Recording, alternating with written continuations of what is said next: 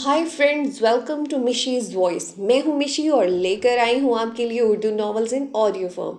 कैसे हैं आप सब? आज मेरी ये पहली वीडियो है इस चैनल पर। आप सबसे उम्मीद है कि मुझे अच्छे अच्छे नॉवल लवर्स सब्सक्राइबर्स देंगे। सब्सक्राइबर्स अच्छे हों, नॉवेल्स पूरा सुनें, लाइक करें तो मेरी हौसला अफजाई होगी और मैं मज़ीद अच्छा काम करने की कोशिश करूँगी। दिल खोल कर लाइक कीजिएगा, सब्सक्राइब कीजिएगा और शेयर कीजिएगा। इसके साथ ही नॉवेल्स की जानिब बढ़ते हैं। अपनी पहली वीडियो के लिए मैंने एक शॉर्ट नॉवल चूज़ किया है, मताए जान है तू अज़ फरहत इश्तियाक। जब मैंने कॉलेज आना स्टार्ट किया था तो कॉलेज लाइब्रेरी में एक्सप्लोर करने पे मुझे ये नॉवल मिला था। बहुत अच्छा था, बहुत अच्छी तहरीर है, बेहूदगी नहीं है इसमें। छोटी बहनें जो नॉवेल्स की जानिब अट्रैक्ट हो रही हैं, उनसे एक छोटी सी उनके लिए नसीहत है कि अच्छी बुक चूज़ करें, अच्छा पढ़ें, अपनी सोच को अच्छा रखें, अच्छा बेहतर बनाएं ताकि आपकी शख्सियत में निखार पैदा हो। चलिए जी, नॉवल स्टार्ट करते हैं। Farooq associates, planners and consulting engineer. उसने नज़रें उठाकर इन हरूफ को पढ़ा। शायर फैसल से नज़दीक PCHS ब्लॉक 6 में 2000 गज़ के इस डबल स्टोरी बंगला में फारूक एसोसिएट्स का शानदार ऑफिस था। वो अंदर दाखिल हुई तो फर्म का जैसा तस्वुर इसके जहन में था, उसे सब कुछ वैसा ही देखने को मिला। गेट पर बावर्दी मसल्ह सिक्योरिटी गार्ड के सामने से गुजरती वो अंदर दाखिल हुई तो बाईं जानिब गेट से लेकर बंगले के मरकज़ी हिस्से तक हर तरफ से सब्ज़ व शादाब दरख्त और खुशनुमा फूल पौधे अपनी बहार दिखलाती नजर आए, और दाएं जानिब पार्किंग एरिया जहां फर्म के मुलाजमीन की गाड़ियां पार्क हुई नजर आ रही थीं। फूलों और पौधों की तराश खराश और कतब बरीक के अंदाज में जापानी रंग झलक रहा था। वो उसे सराहती मरकज़ी दरवाजे से अंदर दाखिल हो गई। रिसेप्शन पर दो खुशपोश लड़कियां टेलीफोन और कंप्यूटर के साथ मसरूफ़ नज़र आ रही थीं। अस्सलाम वालेकुम। Yes ma'am. वो उनमें से जिसके सामने जाकर रुकी थी, उसने खुश अखलाक़ी से उसका इस्तकबाल किया। मैं हनिया सज्जाद हूँ। मैंने सिविल इंजीनियरिंग में ग्रेजुएशन की है। मैं आपके यहाँ अपनी CV देने आई हूँ। उसने सफ़ेद लिफाफे में बंद अपनी CV इसके सामने रखी।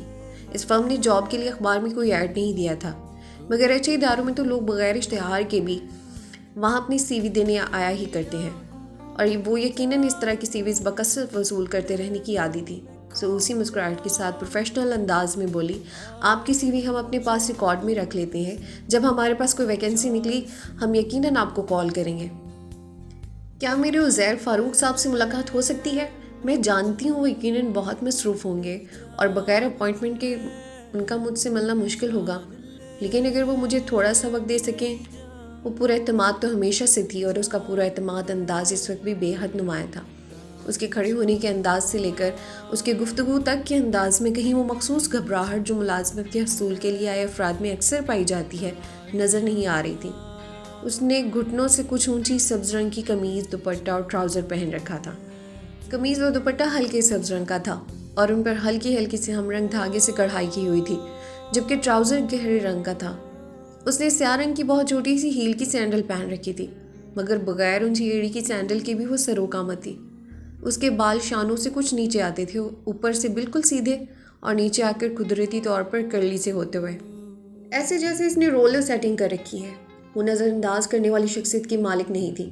रिसेप्शनिस्ट जो इससे माजत करने वाली थी, अचानक ही उसकी उचटती सी निगाह उसकी CV में उसकी एकेडमिक क्वालिफिकेशन पर पड़ी थी और कोलंबिया यूनिवर्सिटी के अल्फाज पढ़ती ही वो कुछ चौंकी थी। उसके सामने खड़ी लड़की उसके उर्दू तलफ़ुज़ में अंग्रेज़ी लहजा छलकता था, मगर ये कोई चौंकने वाली बात न थी कि यहाँ जॉब करने वाली और जॉब के हसूल के लिए आने वाली मॉडर्न लड़कियाँ इसी अंग्रेज़ी तलफ़ुज़ में उर्दू बोला करती थी, गोया किसी विदेशी ज़ुबान में बात कर रही हूँ। बहरहाल अब मामला मुख्तलिफ था। उसे अपने सामने खड़ी लड़की के पूरे एतमाद अंदाज का सबब भी यकदम ही समझ में आ गया था। मैम आप तशरीफ़ रखिए, मैं सर से बात करती हूँ। उसने सामने कुछ फासले पर रखे सोफ़ों की तरफ इशारा किया। वो सर हिलाती सामने एक सोफ़े पर जाकर बैठ गई और अपने सामने से गुजरते मुख्तलिफ़ कमरों में दाखिल होते, वहाँ से निकलते, सीढ़ियाँ चढ़कर ऊपर जाते और सीढ़ियों से नीचे आते मुख्तलिफ़ अफराद को देखने लगी थी। आप आधा घंटे इंतज़ार कर सकती हैं, सर के पास अभी कुछ क्लाइंट्स आए हुए हैं। रिसेप्शनिस्ट ने कदरे बुलंद आवाज़ में उसे मुखातिब किया तो उसने सर इस बात में हिला दिया और सोफ़े के सामने रखी मेज़ पर मौजूद मुख्तलिफ प्रोफेशनल जर्नल्स और मैगज़ीन्स देखने लगी, जो सबके सब सिविल इंजीनियरिंग से मुतल्लिक थे।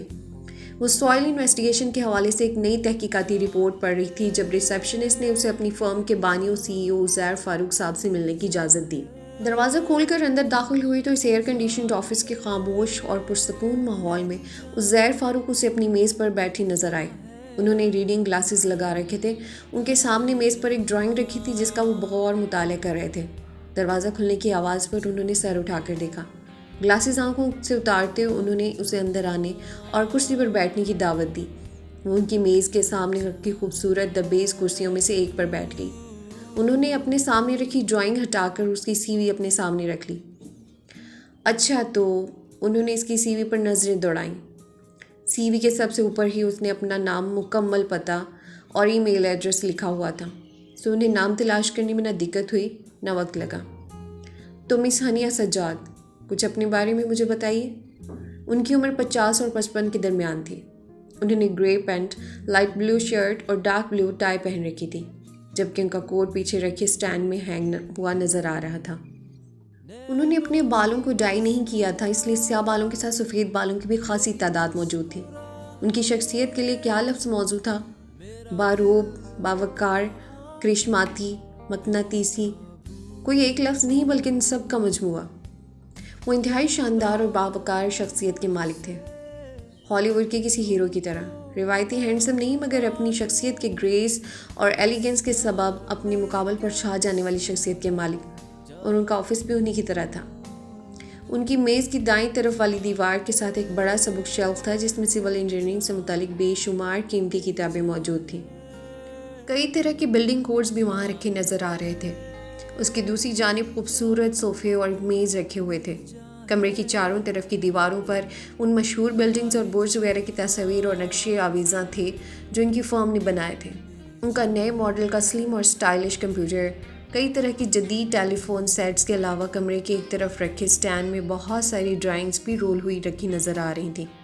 وہ پاکستان کی چوٹی کی چند مشہور ترین فرمز جنہوں نے ملک میں ہی نہیں بلکہ بیرون ملک بھی اپنا نام بنایا تھا، ان میں سے ایک فرم کے سی ای او کے سامنے بیٹھی تھی۔ یہ سوچ نہ اسے نروس کر رہی تھی نہ کنفیوز۔ وہ بالکل ریلیکس ہو کر بیٹھی تھی۔ اس نے سکون سے ان کا سوال سنا، ان کی خود کو جانچتی مکمل پروفیشنل نظروں کی جانب ہلکا سا مسکرا کر دیکھا اور پرسکون لہجے میں بولی، سر آپ میری سی وی میں دیکھ چکے ہوں گے کہ میں نے کولمبیا یونیورسٹی SEAS سے سول انجینئرنگ میں گریجویشن کی ہے۔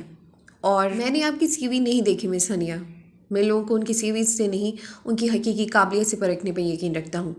انہوں نے اس کی بات کاٹ کے پروفیشنل انداز میں کہا، میں ہر روز بے شمار سی ویز دیکھتا ہوں اور ان سی ویز میں لوگوں نے اپنی جو خصوصیات اور خوبیاں لکھی ہوتی ہیں انہیں پڑھ کر بے اختیار ذہن میں آتا ہے کہ اتنا قابل اور لائق باصلاحیت بندے کو ہائر نہ کر کے ہم اس کے ساتھ نہیں بلکہ خود اپنے ساتھ زیادتی کریں گے۔ مگر جب ان سے ملو تو میں کسی بھی ورک شاپ، سیمینار یا کانفرنس میں لیکچر دینے جاتا ہوں تو تمام ینگ گریجویٹ سے یہی کہتا ہوں کہ سی وی میں وہ لکھیں جو آپ ہیں، جو آپ بن چکے ہیں، وہ نہیں جو آپ بننا چاہتے ہیں۔ ویسے یہ بات یوں ہی برسبیل تذکرہ تھی، آپ اپنے بارے میں مجھے بتا رہی تھیں۔ اپنی بات مکمل کر کے وہ پروفیشنل انداز میں مسکرائے۔ سر لیکن مجھے اگر آپ نے جاب نہ دی تو واقعی اپنے ساتھ بہت بڑی زیادتی کریں گے۔ انہوں نے اس کی اس درجہ صاف گوئی اعتماد پر چونک کر اسے دیکھا۔ وہ کس طرح؟ وہ مبہم سا مسکرائے تھے، گویا اس کے پورے اعتماد انداز کو پسند کر رہے تھے۔ وہ اس طرح سر کہ میری سی وی میرے بارے میں وہ سب مکمل طور پر نہیں بتا پا رہی جو میں ہوں۔ آپ نے اسٹرکچرل انجینئر کی جاب کے لیے کوئی ایڈ نہیں دیا، مگر ماشاءاللہ آپ کی فرم کا اتنا نام ہے۔ پھر میں نے انٹرنیٹ پر آپ کی کمپنی پروفائل بھی پوری توجہ سے دیکھ رکھا ہے۔ کتنے سارے مشہور بڑے اور انٹرنیشنلی ریکگنائزڈ پروجیکٹس آپ کی فرم کے کریڈٹ پر ہیں، اور ایسی کسی ریپیوٹیڈ فرم کا حصہ بننا میرے لیے ایک آنر کی بات ہوگی۔ لیکن اگر آپ نے مجھے اپنے پاس جاب نہ دی تو ظاہر ہے پھر میں کسی دوسری فرم میں جو آپ کی کمپیٹیٹر بھی ہوگی وہاں چلی جاؤں گی اور ڈیفینیٹلی ہائر بھی کر لی جاؤں گی۔ تو اپنے پاس خود چل کر آئے ایک ایسے ٹیلنٹ کو اپنے کسی کمپیٹیٹر کو ہینڈ اوور کر دینا، سر آپ مجھے ایسے لگے تو نہیں ہے۔ میرا خیال ہے کہ آپ اتنی جوہر شناس تو ہیں ہی کہ ٹیلنٹ اور قابلیت کو ایک نظر میں پرکھ سکیں۔ وہ سنجیدگی و متانت سے یوں بولی گویا کسی یونیورسل ٹروتھ سے انہیں آگاہ کر رہی ہو۔ انہوں نے دلچسپی سے اس کی طرف دیکھا، ان کے لبوں پر محظوظ ہوتی مسکراہٹ تھی۔ مجھے پتہ ہے سر، میرا یہ کہنا کہ آپ کو اموڈیسٹی لگ رہا ہوگا، لیکن میں اس بات پر یقین رکھتی ہوں کہ آدمی کو اپنی خوبیاں اور خامیاں سب پتہ بھی ہونی چاہیے اور ان کا واضح اظہار بھی کرنا چاہیے۔ میں کمپیٹنٹ ہوں، ٹیلنٹڈ ہوں، ایمبیشیس ہوں۔ سول انجینئرنگ کی صرف ڈگری ہی نہیں لی ہے میں نے، بلکہ سول انجینئرنگ میرا پیشن ہے۔ I want to build buildings, bridges, houses. जब मेरी उम्र की लड़कियां गुड़ियों से खेला करती थी तब मैं बच्चों से खेलने वाले ब्लॉक्स के साथ बिल्डिंग बनाया करती थी, नए नए डिज़ाइंस की। स्कूल में आर्ट की टीचर सब्ज़ी बनाने को कहती तो दूसरे बच्चों के बरखिलाफ़ मेरी सब्ज़ी में आसमान, पहाड़, परिंदों, झील से ज़्यादा फोकस मकान और झील पर से गुजरते हुए पुल पर होता था। मकान और पुल की छोटी छोटी डिटेल्स पर भी मैंने पूरी तवज्जो दी हुई थी। कम्पिटेंट, टैलेंटेड और एम्बिशियस में मेरी तरफ से कॉन्फिडेंट का भी इजाफा कर लें। वो रिलैक्स अंदाज में कुर्सी से टेक लगा कर बैठ गए। वेल मिस सज्जाद, आपका खुद पर एतमाद मुझे पसंद आया है। वो इस बार ज़रा खुलकर मुस्कुराए थे और उन्होंने खुलकर ही उसे सराहा भी था। अच्छा तो मिस हनिया सज्जाद, मुझ पर यह साबित करके दिखा दीजिए कि आप जैसे टैलेंट को अपने किसी कंपैटिटर के हवाले कर देने से मेरा कितना बड़ा नुकसान हो जाएगा।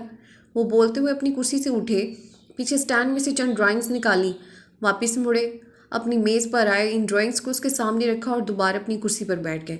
ये एक रिहायशी बिल्डिंग है जो कराची में बनेगी, उसकी ड्राइंग्स हैं, ज़रा इन पर अपने कमेंट्स दीजिए। वो एक कसीरुल मंजिला रिहायशी बिल्डिंग की स्ट्रक्चरल ड्राइंग्स थीं। इसने इन्हें मुकम्मल तवज्जो और संजीदगी से देखना शुरू किया। ये किसने डिज़ाइन की है? चंद मिनटों बाद उसने सर उठाए बगैर जैसे खुद से कहा।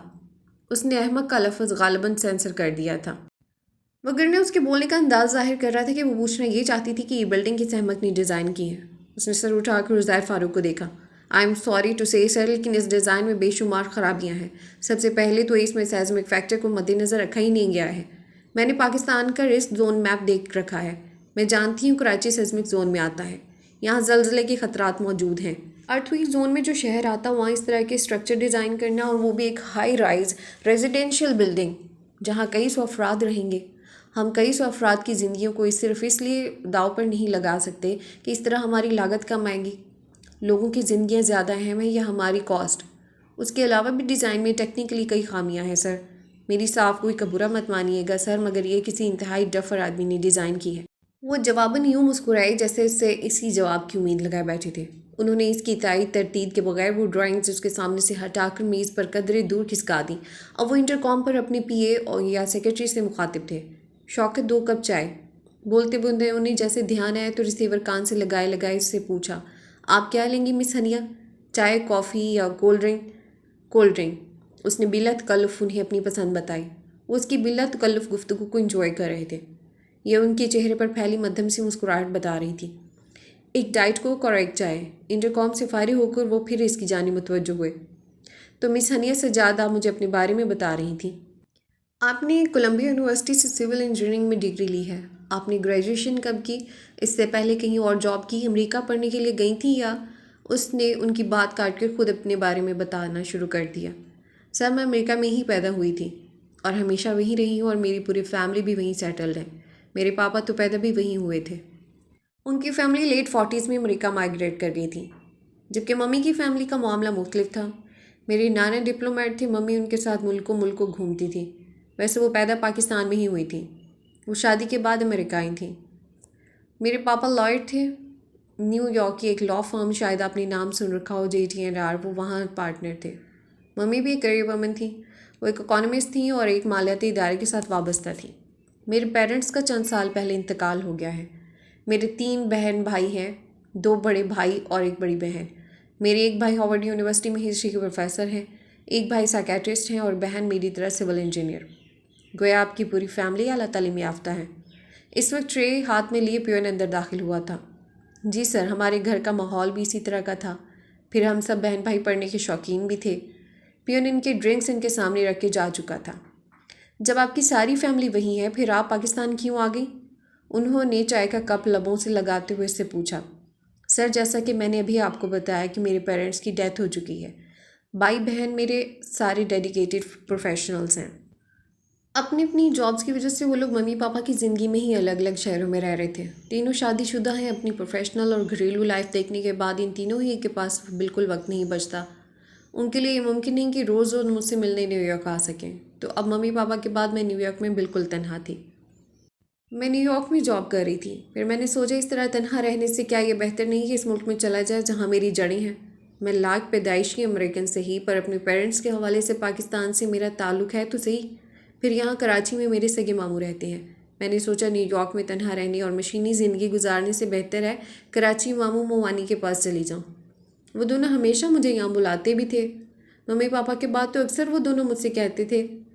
پھر ہائی اسکول کے دنوں میں ایک بار اپنے ماموں زاد بھائی کی شادی میں کراچی بھی آ چکی تھی. تب مجھے پاکستان اچھا لگا تھا. میں نے سوچا پاکستان جانے میں کیا حرج ہے. اگر یہاں سیٹ نہ ہو سکی تو واپس لوٹ جانے کا آپشن بہرحال میرے پاس موجود رہے گا. اس نے کوک کا سپ لیتے ہوئے نے تفصیلاً بتایا. خوش ہیں اپنے فیصلے سے؟ پاکستان اور امریکہ میں بہت فرق ہے. وہاں رہنے والوں کے لیے یہاں سیٹ ہونا کافی مشکل ہوتا ہے. سر ابھی تو ابتدائی مرحلہ ہے. ابھی تو مجھے یہاں آئے زیادہ دن نہیں ہوئے. فیصلہ صحیح ہے یا نہیں کچھ وقت گزرنے کے بعد پتہ چلے گا. ویسے جب میں یہاں آ رہی تھی تو میرے بھائی بہن دوست کولیگ سب یہی کہہ رہے تھے کہ میں بہت بڑی غلطی کر رہی ہوں. بلکہ نیو یارک میں میری فرم کے سی او نے یہاں تک پیشن گوئی کر دی تھی کہ میں زیادہ سے زیادہ 5 یا 6 مہینوں بعد نیو یارک واپس آ جاؤں گی. لہٰذا وہ میرے ریزائن بھی قبول نہیں کر رہے تھے. انہوں نے بڑے کھلے دل سے مجھے آفر دی تھی کہ چند مہینوں بعد جب میں پاکستان سے مایوس ہو کر واپس نیو یارک پہنچوں گی تو ان کی فرم کے دروازے تب بھی مجھ پر کھلے ہوں گے. عزیر فاروق اس کی بات پر ہنسے تھے. پھر چائے کا سپ لیتے کسی قدر سنجیدگی سے پوچھا، آپ وہاں کب سے جاب کر رہی تھی؟ زیادہ عرصہ نہیں ہوا سر. انفیکٹ مجھے گریجویشن کیے ہوئے بھی ابھی پورے 2 سال نہیں ہوئے. آپ کی اردو ماشاءاللہ بہت اچھی ہے. چائے کا خالی کپ ٹرے میں رکھتے انہوں نے تعریف کی. شکریہ سر. اصل میں ہمارے گھر کا ماحول اس طرح کا تھا کہ ہمارے پیرنٹس اس بات کو بالکل پسند نہیں کرتے تھے کہ ہم بہن بھائی گھر میں ایک دوسرے سے انگلش میں بات کریں. ہمارے پیرنٹس ہم سے ہمیشہ اردو میں بات کرتے تھے. ہمارے یہاں مشرق کی روایت اور ویلیوز کو بہت اہمیت دی جاتی تھی. وہ بھی اپنا کولڈ ڈرنک کا گلاس خالی کر چکی تھی. ساری گفتگو ہو چکی تھی، رسمی بھی، پیشہ ورانہ بھی، تعارفی بھی، فیملی بیک گراؤنڈ پر بھی. اب مزید بات کرنے کے لیے کوئی موضوع بچا نہیں تھا سوائے یہ جاننے کہ آیا وہ فاروق ایسوسی ایٹس میں ملازمت کی حقدار پائی ہے یا نہیں. وہ بھی اس کے چہرے پر موجود تاثرات کو سمجھ چکے تھے. لہٰذا سنجیدگی سے انہوں نے بات شروع کی. مس ہنیہ سجاد، ہمارے پاس اس وقت کوئی ویکینسی نہیں ہے. انہوں نے اس کے چہرے پر پھیلتی مایوسی کو مسکرا کر دیکھا. پھر اپنی بات جاری رکھتے ہوئے بولے، ہمارے پاس اس وقت کوئی جگہ خالی نہیں ہے، مگر ہم آپ جیسے ٹیلنٹ کو اپنے کسی کمپیٹیٹر کے حوالے کرنے کو بھی تیار نہیں. یعنی اس نے سنجیدگی سے استفسار کیا. یعنی یہ کہ آپ کے لیے جگہ تو ہمیں نکالنی ہی پڑے گی، اور یعنی یہ کہ آپ کو میں اپوائنٹ کر رہا ہوں، اور یعنی یہ کہ آپ کو فاروق ایسوسی ایٹس میں جاب مل گئی ہے. انہوں نے مسکرا کر اسے کہا اور وہ بھی طمانین بھرے خوشگوار انداز میں مسکرائی تھی. مجھے نہیں پتا آپ نیو یارک میں کیا سیلری پیکیج ڈرا کر رہی تھیں اور یہاں ہم سے کیا ایکسپیکٹ کر رہی ہیں. بہرحال ہم آپ کو جو پیکیج آفر کر رہے ہیں وہ میں آپ کو بتا دیتا ہوں. وہ ایک بار پھر اپنے پروفیشنل انداز پر لوٹ گئے تھے اور پھر اس کی ممکنہ تنخواہ اور دیگر مراد کے متعلق بتانے لگے تھے. اس نے اس پیکیج پر فوراً آمادگی ظاہر کر دی تھی. آپ کب سے جوائن کرنا چاہتی ہیں؟ کل سے. وہ اس جواب پر مبہم سا مسکرائے تھے جیسے اسے اسی جواب کی امید رکھتے ہوں. پھر انٹر کام پر اپنے سیکرٹری سے اس کا اپوائنٹمنٹ لیٹر ٹائپ کرنے کو کہا. جتنی دیر میں اس کا اپوائنٹمنٹ لیٹر تیار ہوا اتنی دیر میں وہ اس سے اس کے سول انجینئرنگ کی تعلیم کے دوران پڑھائی کا حصہ بننے والے پروجیکٹس اور پھر نیو یارک میں جاب کے دوران وہ کن کن پروجیکٹس میں شامل رہی سے متعلق گفتگو کرتے رہے. ابھی اس نے اپنا اپوائنٹمنٹ لیٹر وصول کیا ہی تھا کہ ان کے آفس میں انہی کی عمر کے ایک صاحب داخل ہوئے. آئیے بلگرامی صاحب، ان سے ملیے. مس ہنیہ سجاد کولمبیا یونیورسٹی سے سول انجینئرنگ میں گریجویشن کر کے آئی ہیں. انہیں میں نے ہمارے ہاں اپوائنٹ کر لیا ہے. مجھے امید ہے یہ ہمارے ہاں موجود انجینئرز میں ایک بہت اچھا اضافہ ثابت ہوں گے. اور مس ہنیہ، آپ جاوید بلگرامی صاحب ہیں، ہمارے سب سے سینئر تجربہ کار اسٹرکچرل انجینئر. ہمارے 90% پروجیکٹس کو بلگرامی صاحب ہی ہینڈل کرتے ہیں. آپ انہی کے انڈر کام کریں گی. عزیر فاروق نے دونوں کا تعارف کروایا. بلگرامی صاحب لباس اور چال ڈھال میں عزیر فاروق جیسے ہی تھے مگر ان کے چہرے پر سختی نمایاں تھی. انہوں نے رسمی سے انداز میں سر ہلا کر اسے خوش آمدید کہا. آپ سے مل کر خوشی ہوئی مس ہنیہ. وہ اسے ایک روایتی باس کے تصور پر پورا اترتے دکھائی دے رہے تھے. اب باس چاہے جتنا بھی ٹیڑھا ہوتا، وہ باس کی بھی باس کو متاثر کرنے میں کامیاب ہو گئی تھی. لہٰذا فکر کس بات کی تھی؟ ایک کامیاب انٹرویو اور جاب کے حصول میں کامیابی کے بعد مطمئن اور آسودہ سی گاڑی میں آ کر بیٹھ گئی. وہ آج اپنے ماموں فیاض احمد کے ڈرائیور کے ساتھ آئی تھی. چونکہ ابھی اسے کراچی کے راستے وغیرہ اچھی طرح ازپر نہیں ہوئے تھے، اس لیے فی الحال ہر جگہ ڈرائیور کے ساتھ آنا جانا مجبوری تھی، وگرنہ وہ اپنے تمام کام خود کرنے کی عادی تھی. جس ملک کی باسی تھی، جہاں سے آئی تھی، وہاں اپنے ذاتی کاموں کے لیے دوسروں پر ڈپینڈ کرنے کا کوئی رواج نہیں تھا. ابھی اسے نیو یارک سے کراچی آئے محض 20 دن ہی تو ہوئے تھے، جس کا ارادہ تھا کہ وہ یہاں کے راستوں اور ٹریفک کے طور طریقوں سے جلد از جلد واقفیت حاصل کر کے اپنی ذاتی گاڑی خرید لے گی تاکہ ہر جگہ خود آ جا سکے اور اپنے تمام کام خود سر انجام دے سکے۔ وہ گھر پہنچی تو اس کی ممانی شمسہ لاؤنج میں اکیلی بیٹھی تھی۔ السلام علیکم ممانی، ماموں کہاں ہے؟ وعلیکم السلام بیٹا، ابھی نکلے ہیں یاور صاحب کی طرف۔ گھر میں اکیلا بیٹھا بندہ عاجز بھی تو آ جاتا ہے۔ اس کے ماموں ممانی نے اپنے بچوں کے بہتر مستقبل کی خاطر بہت قربانیاں دی تھیں۔ پوری زندگی انہوں نے بچوں کی خاطر ایک دوسرے سے دور تنہا زندگی گزار دی۔ ماموں سعودی عرب ایئر لائن میں جاب کی وجہ سے جدہ میں اور ممانی بچوں کی تعلیم کی وجہ سے کراچی میں۔ بچے پڑھ لکھ کر کسی قابل ہوئے تو کوئی جہاں تسخیر کرنے امریکہ روانہ ہو گیا تو کوئی کینیڈا۔ رہ گئے تنہا بوڑھے ماں باپ۔ ماموں ریٹائرڈ۔ اس نے خوشی خوشی شمسہ کو اپنی جاب کے حصول میں کامیابی کی خبر سنائی۔ وہ بھی یہ سن کر بہت خوش ہوئی تھی۔ اور اسی خوشی میں بھی چائے لے آئی ہوں۔ کس کس نے چائے پینی ہے ذرا ہاتھ کھڑا کریں کمنٹ باکس میں۔ اچھا جی، اگلے روز اس کا آفس میں پہلا اور تعارفی دن تھا۔ وہ بلگرامی صاحب سے جا کر ملی تھی۔ انہوں نے اسے اپنے ہال کا ورکنگ انوائرمنٹ مختصراً بتایا، اسے اس کے چند کولیگ سے متعارف کروایا، اس کے بعد اس کے کیبن میں بھجوا دیا۔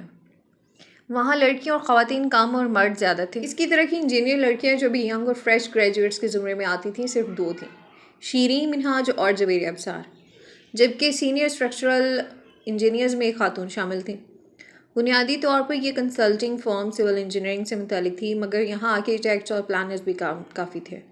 نیچے عزیر فاروق کے ساتھ دیگر سینئر انجینئرز، آرکیٹیکٹ کے دفاتر، اکاؤنٹس کا شعبہ وغیرہ تھے، جبکہ اوپر ڈرائنگ سیکشن اور جونیئر انجینئرز آرکیٹیکٹس کے کیبنز موجود تھے۔ لائبریری بھی اوپر ہی تھی، میٹنگ روم بھی اوپر ہی تھا۔ ڈرائنگ سیکشن اوپر ہونے کی وجہ سے تمام ڈرافٹس مین بھی تمام وقتوں پر ہی موجود ہوا کرتے تھے۔ ڈرائنگ سیکشن 2 بڑے ہال نما کمروں پر مشتمل تھا۔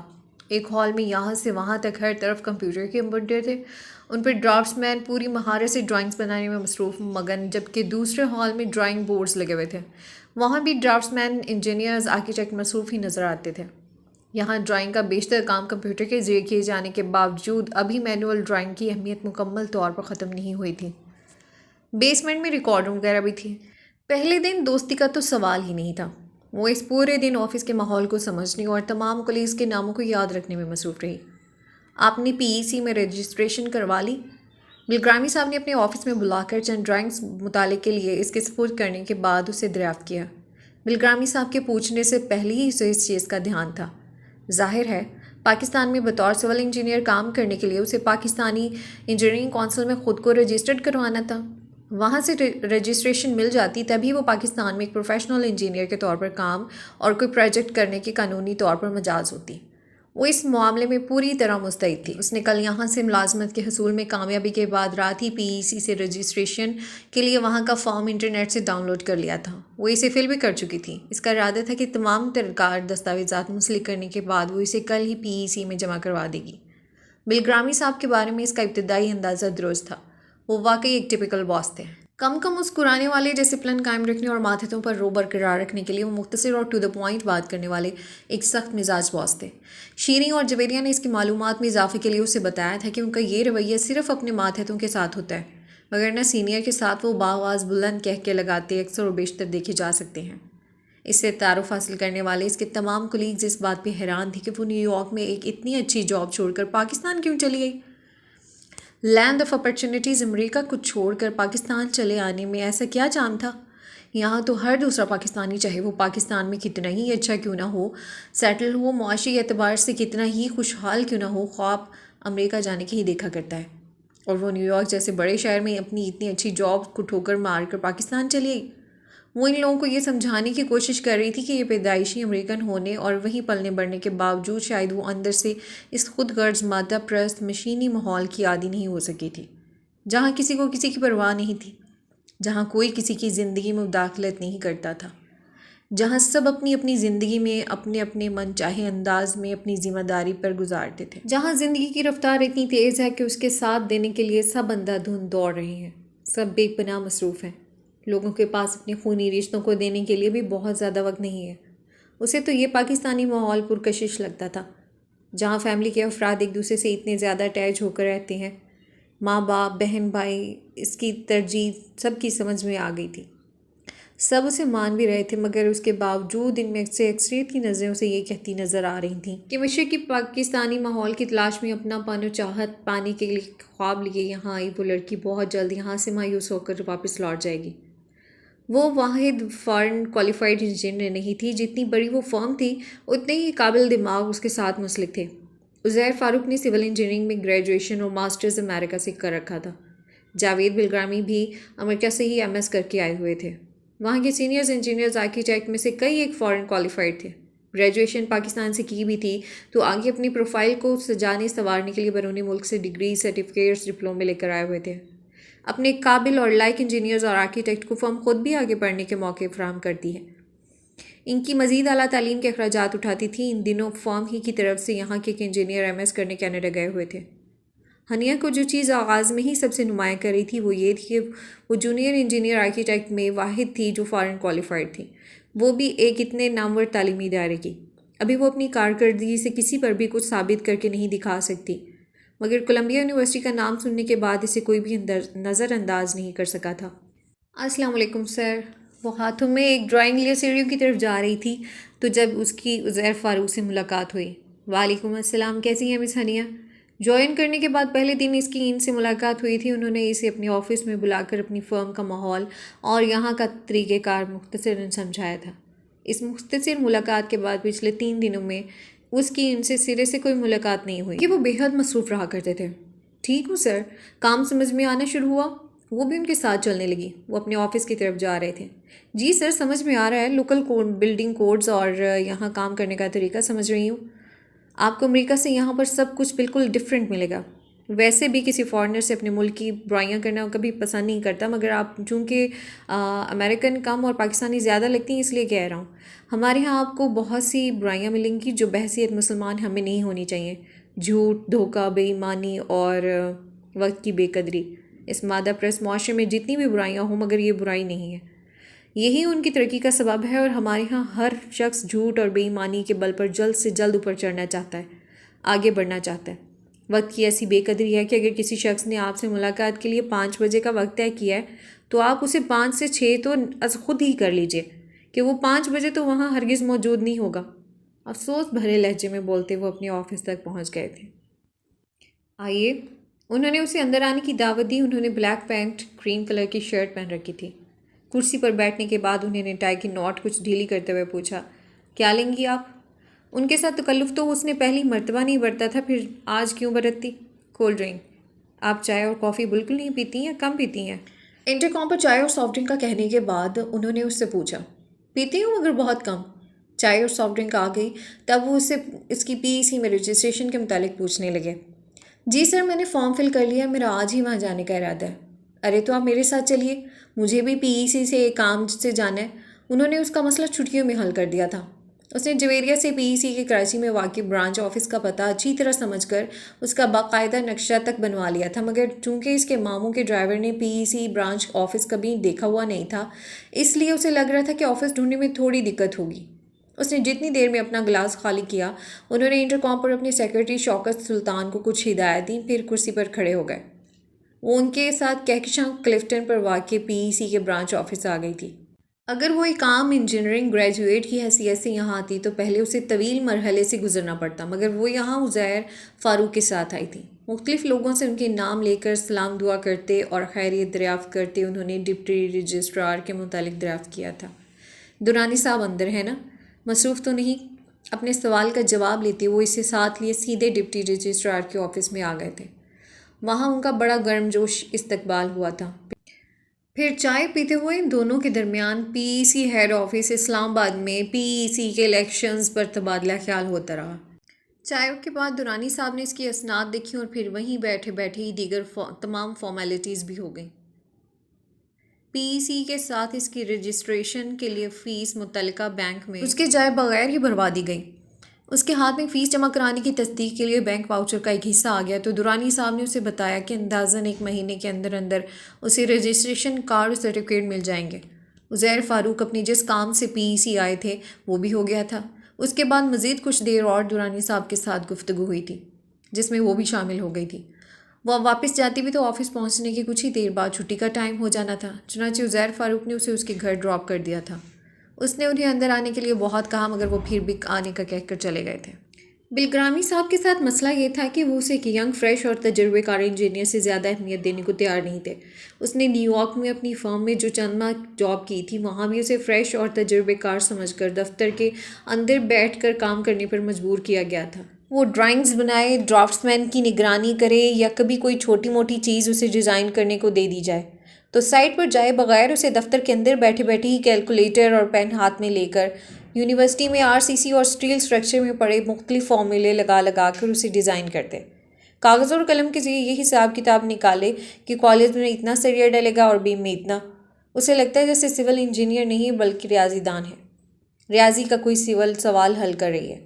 وہ اندر سے ایک مکمل انجینئر تھی، اور مکمل انجینئر سائٹ پر جائے بغیر، دھول مٹی کھائے بغیر، سریے کو کاغذ پر نہیں اصل میں لگتا دیکھے بغیر، کالمز کو اپنی آنکھوں کے سامنے اٹھتا دیکھے بغیر، بنیادوں کو کھودتا دیکھے بغیر خود کو مکمل انجینئر تصور نہیں کر سکتا۔ ایسا ہی سب کچھ اس کے ساتھ یہاں ہو رہا تھا۔ بلگرامی صاحب سخت گیر باز تھے، وہ ان سے کچھ کہہ نہیں پا رہی تھی مگر وہ مطمئن نہیں تھی۔ نیو یارک میں اس چیز کو اس نے برداشت کیا تھا مگر یہاں الجھن ہو رہی تھی۔ نیو یارک میں وہ کسی کو متاثر نہیں کرنا چاہتی تھی مگر یہاں وہ عزیر فاروق کو اپنے کام، اپنی ذہانت، اپنی پیشہ ورانہ قابلیت سے متاثر کرنا چاہتی تھی۔ اس روز وہ ڈرائنگ سیکشن میں کمپیوٹر کے پاس کھڑی ڈرافٹس مین کو حسین آرکیڈ کی بیسمنٹ کی ڈرائنگ میں کچھ سمجھا رہی تھی جب عزیر فاروق، بلگرامی صاحب اور نجمہ یاسین جو یہاں سینئر موسٹ آرکیٹیکٹ تھیں، ایک ساتھ ڈرائنگ سیکشن میں داخل ہوئے۔ اس نے انہیں سلام کیا۔ وہ جس دن ان کے ساتھ PEC گئی تھی اس کے بعد تو بس آتے جاتے یوں ہی سامنا ہو جانے پر سلام دعا اور مختصر خیر و عافیت ہی دریافت ہو پاتی تھی۔ کیسی ہیں مس ہنیا؟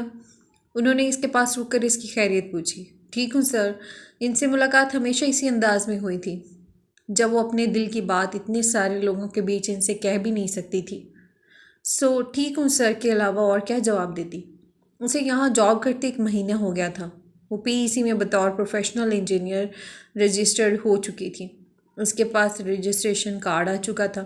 کراچی کے بے ہنگم ٹریفک اور راستوں سے کچھ مانوس ہو جانے کے بعد اس نے اپنی ذاتی گاڑی خرید لی تھی، اور اب گزشتہ 1 ہفتے سے وہ اپنی گاڑی خود ڈرائیو کر کے آفس آ رہی تھی۔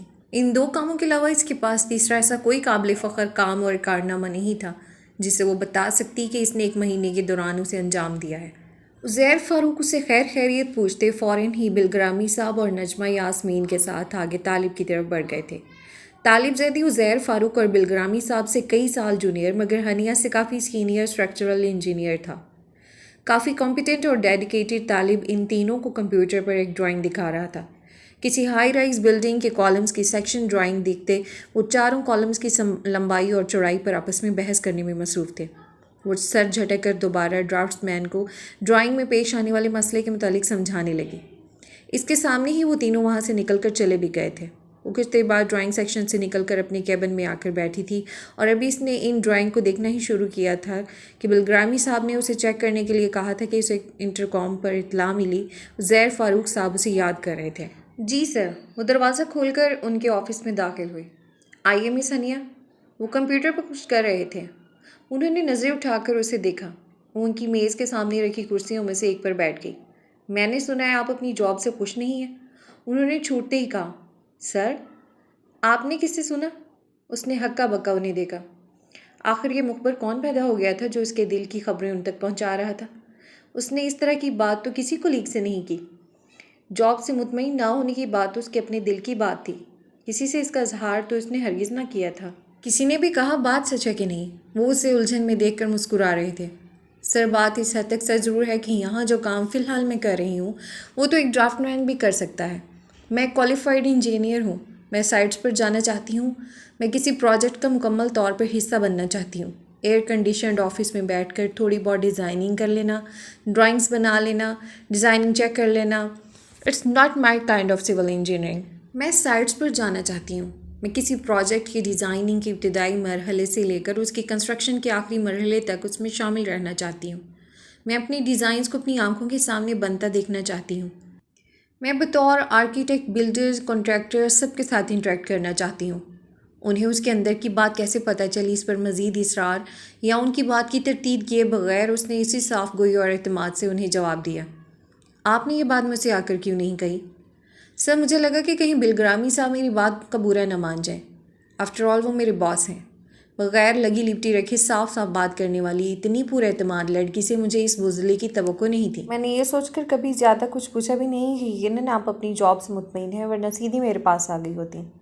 سر آپ نے میرے بارے میں زیادہ برا امپریشن لے لیا ہے، میں اتنی منہ پھٹ بھی نہیں ہوں، اس نے صفائی پیش کرنے والے انداز میں کہا تو وہ بے اختیار کھل کر ہنسے۔ وہ مسکراتے ہوئے محظوظ نظروں سے اسے دیکھ رہے تھے۔ سر آپ کو کیا ٹیلی پیتھی آتی ہے؟ ظاہر ہے انہوں نے ابھی ڈرائنگ سیکشن میں اس کے کسی انداز سے اس کی کوفت و بیزاری کو نوٹس کیا تھا۔ وہ مسکراتے رہے، بولے کچھ نہیں۔ تو بات کچھ یوں ہے مس ہنیا سجاد کہ وہ ٹیلنٹڈ اور کمپیٹنٹ انجینئر جسے میں اپنے کسی کمپیٹیٹر کے حوالے کر دیتا تو نقصان میرا تھا، وہ اگر میرے پاس اپنی جاب سے مطمئن نہیں تو بھی نقصان میرا ہی ہے۔ اگر میرے پاس سے غیر مطمئن ہوتی وہ میرے کسی کمپیٹیٹر کے پاس چلی گئی تو پھر؟ سر اس نے جزبز ہوتے احتجاجی انداز میں کہا تھا۔ اسے اس کی پہلے دن کی اپنے منہ میاں مٹھو والی باتیں یاد دلانا بھولتے نہیں تھے۔ مجھے کرنگی ایک فیکٹری کی سائٹ پر جانا ہے، آپ میرے ساتھ وہاں چل رہی ہیں؟ اپنا جو کچھ بھی سامان آپ نے لینا ہے وہ لے کر 5 منٹ میں باہر پہنچے، میں گاڑی میں آپ کا انتظار کر رہا ہوں، انہوں نے حکمیہ انداز میں کہا اور پھر فوراً ہی اپنے بجتے ہوئے ٹیلی فون کی سمت متوجہ ہو گئے۔ وہ اپنی خوشی بمشکل چھپاتی جلدی سے وہاں سے اٹھی، اپنے کیبن میں آ کر اس نے جلدی کمپیوٹر آف کیا، اپنی درازیں لاک کیں، ہینڈ بیگ موبائل اٹھایا اور تیز قدموں سے فوراً باہر نکل گئی۔ وہ 5 یا 4 منٹوں میں باہر آ گئی تھی۔ ان کے برابر گاڑی میں بیٹھی تو انہوں نے اس فیکٹری کی ورکنگ ڈرائنگ اس کے حوالے کی جس کی سائٹ پر اس وقت وہ لوگ جا رہے تھے۔ مقصد یہ تھا کہ وہ راستے میں اس پروجیکٹ سے آگاہی حاصل کر لے۔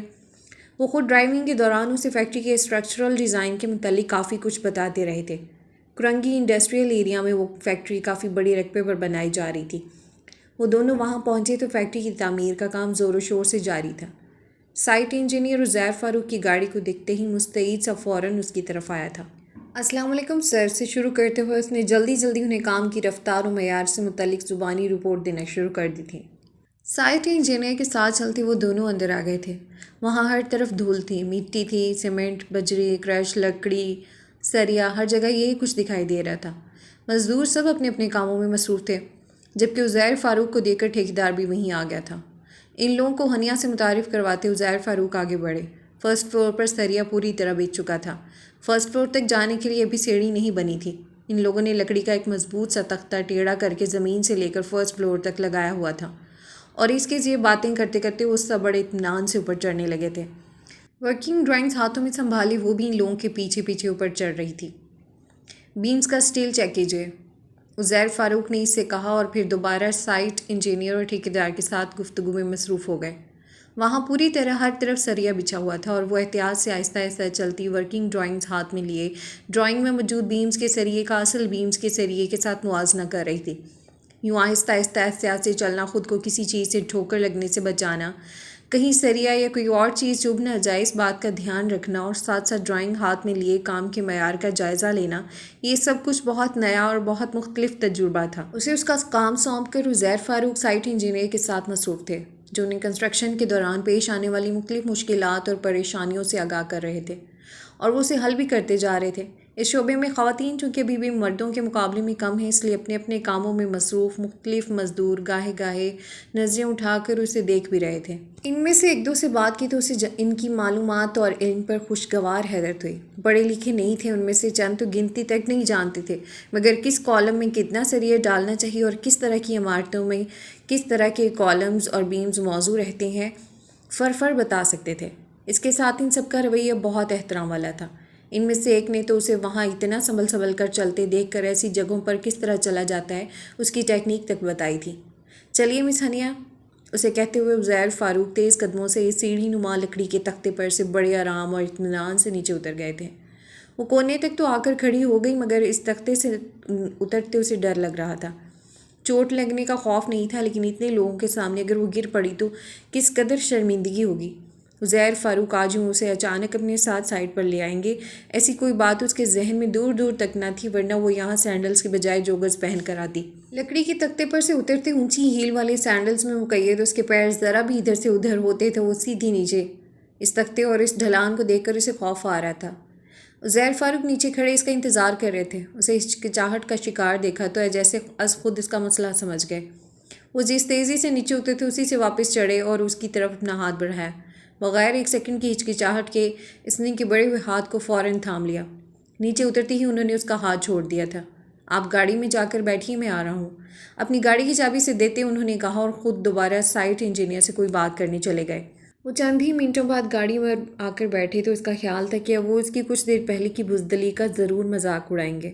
سائٹ پر جانا ہے اور مکمل انجینئر بننا ہے، وابیلا کرنے کے بعد عملی طور پر اتنی کم ہمتی، مگر اس کی امید کے برخلاف انہوں نے اس کی بات کا تو سیرے سے کوئی ذکر کیا ہی نہیں، بلکہ وہ اسے اس کنسٹرکشن سے متعلق دیگر باتیں بتانے لگے۔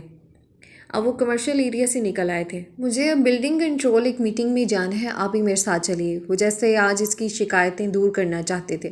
اس وقت دوپہر کا 1 بج رہا تھا۔ وہ آفس میں ہوتی تو لنچ کر رہی ہوتی۔ لنچ ٹائم ہو رہا ہے، آپ کو بھوک لگ رہی ہوگی۔ ڈرائیو کرتے کرتے انہوں نے اس کی سمت دیکھا۔ نہیں سر، کچھ خاص نہیں، اس نے انہیں اطمینان دلایا، مگر کچھ ہی دیر ڈرائیو کرنے کے بعد انہوں نے گاڑی میک ڈونلڈ کے سامنے روک دی۔ آپ کون سا برگر لیں گی؟ سر آپ پلیز تکلف، اس نے کہنا چاہا اور انہوں نے اس کی بات درمیان میں کاٹ دی۔ یہ ہنیا سجاد نے اتنے پرتکلف جملے کب سے بولنا شروع کر دیے ہیں؟ 1 مہینہ پہلے میں جس ہنیا سجاد سے ملا تھا وہ بلا تکلف اور بے جھجک بات کرتی تھی۔ آپ کی جس کوالٹی کی وجہ سے میں نے آپ کو اپوائنٹ کیا تھا، خدا کے لیے اپنی اس بے ساختگی کو مت چھوڑیے۔ آپ بے جھجک اور بے تکلف بات کرتی ہی اچھی لگتی ہیں۔ اب تو اسے اپنی پسند بتانا ہی تھی۔ وہ گاڑی سے اتر کر چلے گئے تھے۔ کچھ ہی منٹوں بعد وہ واپس گاڑی میں آ کر بیٹھے اور اس کا پارسل اس کے حوالے کر دیا۔ اور سر آپ؟ وہ اپنے لیے کچھ بھی نہیں لائے تھے۔ میری عمر نہیں ہے فاسٹ فوڈ کھانے کی، یوں بھی میں باہر کا کھانا بہت ہی کم کھاتا ہوں، دل کا مریض ہوں، میرے لیے گھر سے کھانا آتا ہے، انہوں نے مسکرا کر کہا تھا۔ جب تک وہ تمام چیزیں کھا پی کر فارغ ہوئی تھی تب تک وہ سیوک سینٹر بلڈنگ کنٹرول کے آفس پہنچ گئے۔ راستے میں بھی وہ اسے یہ بتاتے ہوئے آئے تھے کہ بلڈنگ کنٹرول اتھارٹی کے چند ہائی آفیشلز کے ساتھ ان کی اور ان کے ایک بلڈرز جن کے لیے انہوں نے ایک کئی منزلہ رہائشی عمارت ڈیزائن کی تھی، میٹنگ اس NOC کے بارے میں تھی جو بلڈنگ کنٹرول والے جاری کریں تو ان کے فلیٹوں کی بکنگ کا کام شروع ہو۔ وہ بلڈرز جن کے لیے انہوں نے وہ بلڈنگ ڈیزائن کی تھی وہاں پہلے سے موجود تھے اور ان کا انتظار کر رہے تھے۔ ان کا نام عامر ایوان تھا۔ عمر میں کم و بیش عزیر فاروق جیسے ہی تھے۔ ان کی قیمتی گاڑیوں اور شاندار لباس ان کی عمارت کا واضح اظہار تھا۔ ابتدائی تعارف کے دوران ہی اسے وہ صاحب پسند نہیں آئے تھے۔ اسے ان کی نظریں اچھی نہیں لگی تھیں۔ ظاہر بڑے کلچرڈ، بڑے مہذب، مگر نظریں ایسی جیسے آپ کو آر پار دیکھ رہے ہوں۔ مردوں کی یہ قسم صرف یہاں نہیں، اس نے امریکہ میں بھی بہت دیکھ رکھی تھی، بلکہ شاید رنگ، نسل اور قومیت کے جھگڑے سے آزاد یہ قسم ہر ملک اور ہر معاشرے میں پائی جاتی ہے۔ وہ جن کے لیے اس کی دوست کیتھی کہا کرتی تھی کہ اس کی نگاہیں ایسی ہوتی ہیں جیسے اپنے سامنے والی ہر عورت اور ہر لڑکی کو گویا نظروں سے پوسٹ مارٹم کر رہے ہوں۔ میٹنگ سے فارغ ہونے کے بعد وہ لوگ واپس آفس پہنچے تو 4 بج رہے تھے۔ سر آپ لنچ کر لیجئے۔ وہ اس کے ساتھ ہی سیڑھیاں چڑھ کر ڈرائنگ سیکشن میں جانے لگے، تب وہ کہے بغیر نہ رہ سکی۔ لنچ؟ انہوں نے چونک کر اسے دیکھا جیسے کوئی بھولی ہوئی بات اس نے یاد دلا دی تھی۔ ہاں لنچ بھی کر لیتے ہیں، پہلے ذرا مجھے طالب سے ایک بہت ضروری بات کہنی ہے۔ کل چائلڈ کیئر ہاسپٹل کی سبمیشن ڈرائنگز جانی ہے۔ وہ اسے جواب دیتے ڈرائنگ سیکشن میں چلے گئے۔ شام کے 5:30 بج رہے تھے جب عزیر فاروق کے سیکرٹری شوکت سلطان نے اسے انٹرکام پر اطلاع دی کہ سر آپ کو بلا رہے ہیں۔ وہ ان کے آفس میں آئی تو حسب معمول پہلے شوکت سلطان ہی سے ملاقات ہوئی۔ وہ کمپیوٹر پر کھٹاکھٹ کچھ ٹائپ کر رہے تھے۔ سر اندر ہیں، آپ جلدی جائیے۔ اسے اپنے پاس رکتا دیکھ کر شوکت سلطان بولے، سر نے لنچ کر لیا؟ وہ یہی پوچھنے رکی تھی، سو فوراً ہی پوچھ لیا۔ شوکت سلطان نے حیرت سے اسے دیکھا۔ نہیں، ابھی تک نہیں کیا۔ اس نے اپنی ریسٹ واچ کی طرف دیکھتے حیرت سے کہا، آپ کس قسم کے سیکرٹری ہیں؟ آپ کے باس نے 5:30 بجے تک دوپہر کا کھانا نہیں کھایا۔ وہ ہارٹ پیشنٹ ہیں، انہیں شاید اپنی میڈیسنز بھی لینی ہوں گی، اور اگر کوئی میڈیسن نہ بھی لینی ہو تب بھی ہارٹ پیشنٹ کے لیے بغیر کچھ کھائے پیے مسلسل کام کرنا کیا مناسب ہے؟ شوکت سلطان کی حیران نظروں کو نظر انداز کر کے اپنی ناپسندگی کا واضح اظہار کرتی ہوئی عزیر فاروق کے آفس کی طرف بڑھ گئی۔ آئیے مس ہنیا۔ وہ دروازہ کھول کر اندر داخل ہوئی تھی۔ وہاں عزیر فاروق کے ساتھ بلگرامی صاحب بھی بیٹھے ہوئے تھے۔ ان دونوں کے سامنے میز پر ایک ڈرائنگ کھلی ہوئی رکھی تھی۔ وہ اس کی آمد سے قبل شاید اسی پر تبادلہ خیال کر رہے تھے۔ بیٹھیے، بلگرامی صاحب کی برابر والی نشست پر بیٹھ گئی۔ بھائی بلگرامی صاحب، آپ کی ٹیم کی اس ممبر کو میں لیاقت علی میڈیکل کالج کے پروجیکٹ میں اپنے ساتھ شامل کرنا چاہتا ہوں۔ میں چاہتا ہوں کہ اس پروجیکٹ میں طالب کے ساتھ مس ہنیا مجھے اسسٹ کریں، اگر آپ کی اجازت ہو تو۔ وہ اسی طرح بولے جیسے وہ بلگرامی صاحب کے لیے ایک انتہائی قیمتی سرمایہ تھی، جبکہ انہوں نے تو ابھی تک اسے ایک فورن کوالیفائڈ فریش انجینئرنگ گریجویٹ سے بڑھ کے کچھ تسلیم ہی نہیں کیا تھا۔ انہوں نے جس طرح لا تعلقی سے سر ہلایا، اسے اپنے انڈر قبول کیا تھا، اسی طرح اس نئی تجویز کو بھی قبول کر لیا۔ وہ اب ان کے ساتھ کام کرے گی، اسے یہ سوچ کر ہی بہت خوشی ہو رہی تھی۔ بلگرامی صاحب اور ان کی گفتگو کے بیچ وہ خاموش بیٹھی تھی۔ وہ دونوں اس میڈیکل کالج کی سوائل رپورٹ پر بات کر رہے تھے۔ مزید چند منٹ گفتگو کر کے بلگرامی صاحب وہاں سے اٹھ کے چلے گئے۔ اسے بھی جس بات کے لیے بلایا گیا تھا وہ ہو چکی تھی، لہٰذا اسے بھی اب اٹھ جانا چاہیے تھا، مگر وہ بلگرامی صاحب کے جانے کے باوجود وہیں بیٹھی رہی۔ جی مس ہنیا، کہیے آج کا دن کیسا رہا؟ سائٹ پر اور میٹنگ میں کچھ نیا سیکھنے کو ملا؟ وہ اس کی طرف متوجہ ہوئی۔ سر آج کا دن بہت اچھا رہا، میں نے بہت کچھ سیکھا، اور تھینکس سر مجھے اس نئے پروجیکٹ میں شامل کرنے کے لیے۔ میں آپ کے ساتھ کام کر سکوں گی، میں ابھی سے ایکسائٹیڈ ہو رہی ہوں۔ زیادہ ایکسائٹیڈ مت ہوں، میں کام کے معاملے میں بلگرامی صاحب سے زیادہ سخت گیر باز ہوں۔ طالب سے پوچھیں اسٹرکچرل ڈیزائننگ اور سبمیشن کے دوران اس بیچارے نے مجھ سے کتنی ڈانٹیں کھائی ہیں۔ انہوں نے اسے جیسے ڈرانا چاہا تھا۔ سر آپ اگر کسی کو ڈانٹتے ہوں گے تو بغیر وجہ کے نہیں ڈانٹتے ہوں گے۔ اگر کبھی مجھے ڈانٹ پڑی تو یقیناً میں نے بھی کوئی انفارگیبل بلنڈر کیا ہوگا۔ وہ بے اختیار مسکرائے۔